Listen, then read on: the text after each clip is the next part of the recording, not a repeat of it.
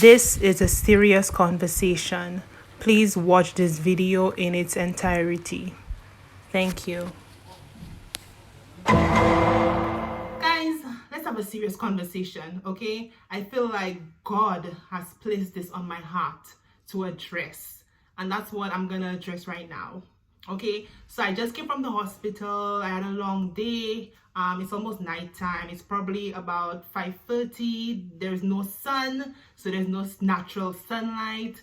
So right now I'm using my lamp that I actually study with to try to get me, give me some lighting. And I feel like it worked out okay. This is pretty good lighting. So let's just get straight into the video, okay? We need to talk. And what we need to talk about today is how to be more confident. Guys, let me give you a little story about what happened to me today. So I'm at the hospital with my colleagues. We saw a consultant. It was breast clinic day.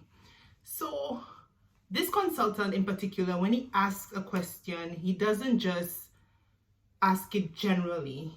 He would ask it, I guess, so everybody's thinking, and then he would choose someone to answer the question. So maybe ask, what is 3 plus 3? And then he would say, you, Miss Edward, what is the answer? Okay. And I've noticed some of my colleagues, when they are asked to answer the question, it's like they mumble, and I cannot hear them. Sometimes the consultants cannot hear them. And he's like, can you speak up? Can you speak up? And today there was a particular person that, he had to ask to speak up. And I was just like, why does this constantly happen? And I don't think it is just my experience in medical school, but I'm sure it happens other places, like whatever job you do, or if you're in school, or maybe just with your friends recreationally. Sometimes people are afraid to speak up and to assert themselves. And I feel like it's my public service to just let you guys know, because you guys have been, you clicked on this video, which means obviously you're supportive, and I appreciate it. And don't forget to like this video because it really helps my channel. But guys, I feel like I should just address this and just put this out there about how to be more confident, because I don't feel like confidence is something that I struggle with. I mean, I could be better. I'm not saying that I'm 100% confident all the time, but I would like to think that I am maybe 90%. So I don't know. But this is what I have. These are some points that I personally use about how to be more confident just in my life, okay? And I just want to share it with you, and hopefully it helps you out too. So number one, what I always think when I'm in a room with important people, it's what's the worst that can happen? Like seriously, what's the worst that can happen? The worst that can happen, number one, you're wrong and they correct you. Number two, you say something way off or something way wrong and they correct you. That's pretty much it. That's the worst that can happen. So when I am in a room with people that you would deem important, like consultants or people in higher authority, I don't answer like, slouch down like, I don't know. Or if they ask me, what is 3 plus 3? You're like, oh, doc, I don't know. I think the answer is 6. Like, no, listen. Posture, whether you're sitting or standing, keep your head up. You look them right in the eye and be like, doc, 3 plus 3 is 6. And whether you're right or wrong, that's not the point, because you can probably say something like 3 plus 3 is 4 and you're wrong. But just the fact that you said it with so much confidence, they would also reciprocate that confidence and correct you respectfully, if that makes sense. So for example, you'd be like, the doctor asks you, or anybody asks you, what is 3 plus 3? You're like, 3 plus 3 is 5. With your confidence, with assertiveness, like you're so sure of yourself. And sometimes you might be 100% wrong. Then they will correct you respectfully, like, no, 3 plus 3 is actually 6. But if you're slouching, you're like, oh, I don't know, 3 plus 3 is 6. And sometimes you're right, because she was actually the girl who the consultant couldn't hear. She was actually correct today. But you know, you like slouching, you know, looking down at the ground. I don't know, 3 + 3 is 6. Yeah. And the doctor had to be like, yeah, you're right. Why are you afraid to speak? Why are you afraid to, you know, like, guys, you need to, as an adult, if you're watching this video, or if you're a 16 or 14, 15-year-old watching this video, it doesn't matter. You need to always look someone straight in the eye when you're talking to them, which is point number 2. When you're talking to someone, firm handshake, look them in the eye. When you're answering, stare them down. Don't let them intimidate you. You intimidate them, or don't intimidate them, but it should be equal. Nobody's above you. When I enter a room, first thing I think, like, I actually say this to myself, is like, no one here is better than you. I don't care if you have 10 degrees from Harvard University or an Ivy League school and I literally have no degrees. It doesn't matter. Like, you're not better than me. I'm not better than you. We're equal in that moment. So I'm going to talk to you. I'm going to stare you down. You're going to stare me down, and let's have this conversation. That's how I approach everyone that I talk to. It doesn't matter their age or what they do.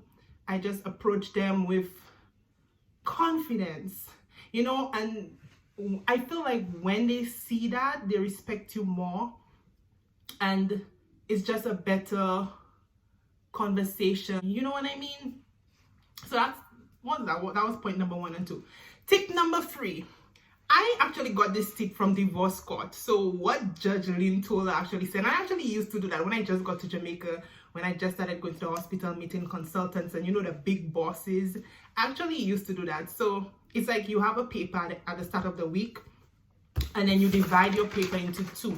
So it's like this half, before I actually leave the house, I actually write what I think is going to happen today. And the next column is like what actually happened today. So I would go to the hospital with so much fear. Like, I think they're going to ask me questions that I don't know. I feel like I'm going to have a horrible day. I probably won't know what to do. They ask me to actually do an exam on a patient, like a physical exam, or ask the patient questions. You know, I would have this fear in me even before I go to the hospital. Then when I came back home and I filled out the second column of what actually happened, they don't match. Like, I would have so much fear about what I thought was gonna happen, and then what actually happened was I was correct. I actually examined the patient perfectly, or I was wrong. My examination was horrible, but a doctor corrected me, and he corrected me respectfully. I was not ashamed. I did not feel small. You know, it's like you think that you're gonna go and just bomb the whole day. But when you get back home, you realize that it's not as bad as you thought it was gonna be, you know? So I actually used to take a pen and paper and write down this thing. I feel like Judge Lynn Tola is so wise. So that actually helped me a lot. Right now, I don't do it anymore. I just make a mental note of what I think is gonna happen. Like today, breast clinic, I thought it was gonna be like really long and I would not be able to follow, or, you know, something like that. But it was actually really good, and I got so much out of it today, and it's just never as bad as you think it's gonna be. I think that's what my point is. So yeah, that's another tip. You can actually do this, and this has actually helped me quite a bit. So let's move on. Tip number 4. You need to look your best. Now, let's talk about this some more. Let's dive into this some more. When I say look your best, I don't mean that you need to be what beauty standard is of what a woman should look like, as in you should weigh a certain amount of pounds, your hair should be straight and this and that. No. What I mean is you need to look your best in whatever you are, because there are some big girls, like for example Trendy Curvy. I actually follow her on Instagram and TikTok. She is amazing. She is a bigger girl, like size 20, and she dresses so well.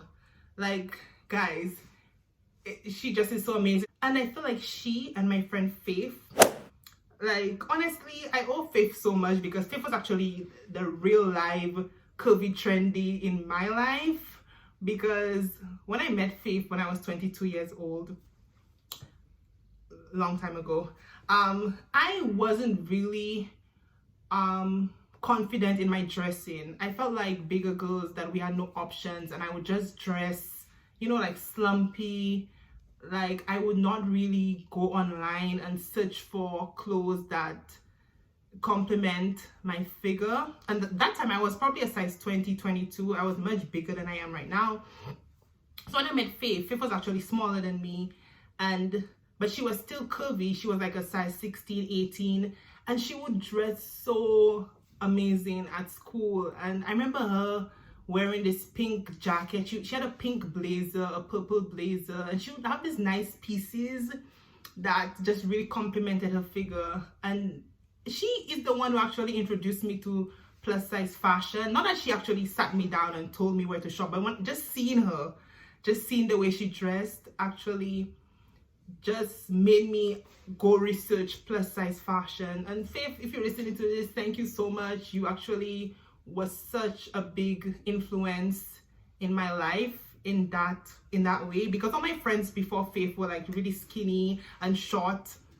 So, you know, they would look amazing. If we're going out, they would have, you know, these nice pieces, and I would have like a jeans and a t-shirt, you know, just like slumpy looking. And I was never confident. I felt like the fat, tall friend because I'm like 6 feet, size 22, whatever. And I just never felt, I mean, it's not that I did not have confidence, but I just never felt like how I am today. And I never felt that I had any clothes, you know, to complement my size and my height and my figure. So, but what I'm saying is this: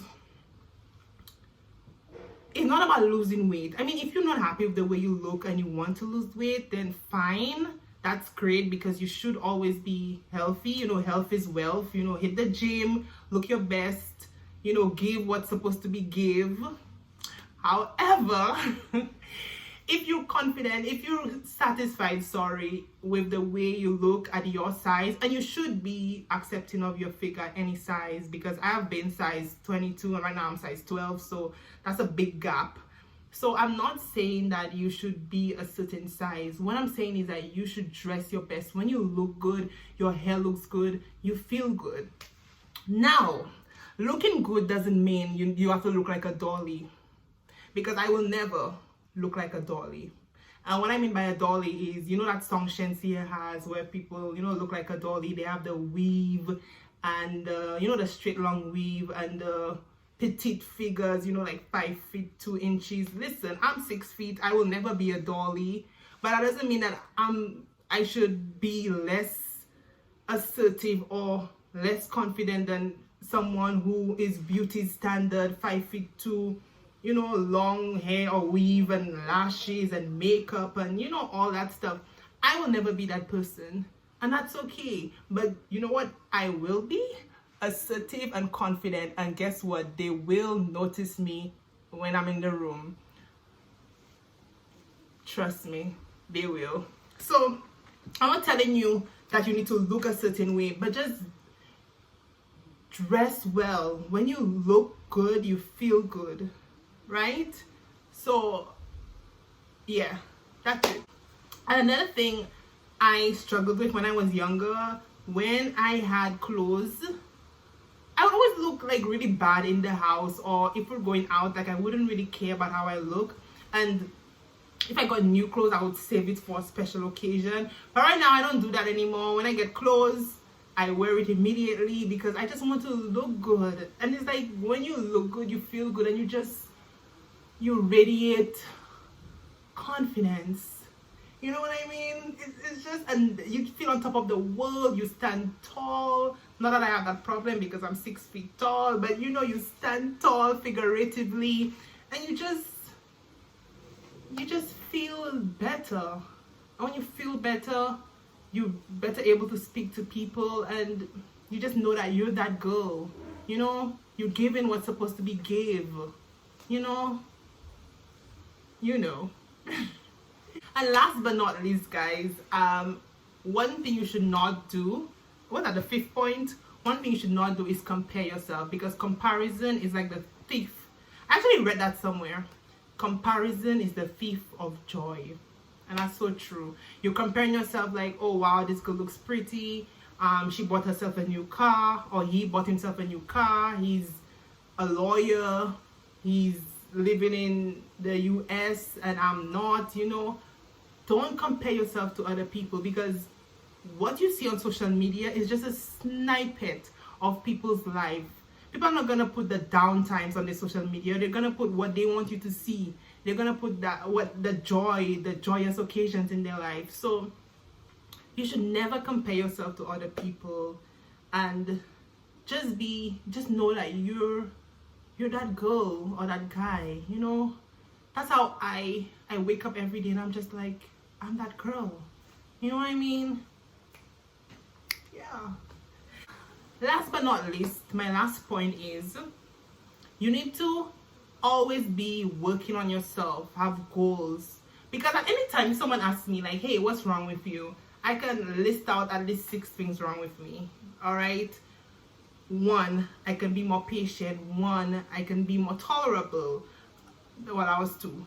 3, I can extend more grace to people. Like, I at any time can tell you what is wrong with me or what I need to work on. So you need to have some kind of self-awareness that this is what I need to work on in my life because of X, Y, and Z, and always try to be better than what you were before. If you're in competition with anyone, or if you're comparing yourself to anyone, it should be to yourself, not to other people, if that makes sense. So that's I just wanted to share that, because I feel like God placed that. I feel like God sent me with this message to you. I know I was probably all over the place. I don't know, I hope I made sense, but I just wanted to get this all out before I even forget what I wanted to say. I probably should have written it down, yeah, but hopefully this video makes sense, and thank you so much for watching. Don't forget to like and subscribe. Please like this video, because it really helps my YouTube algorithm and it really helps my channel. And until next time, take care of yourself and each other, and remember guys, be more confident. Thank you so much for watching. Bye.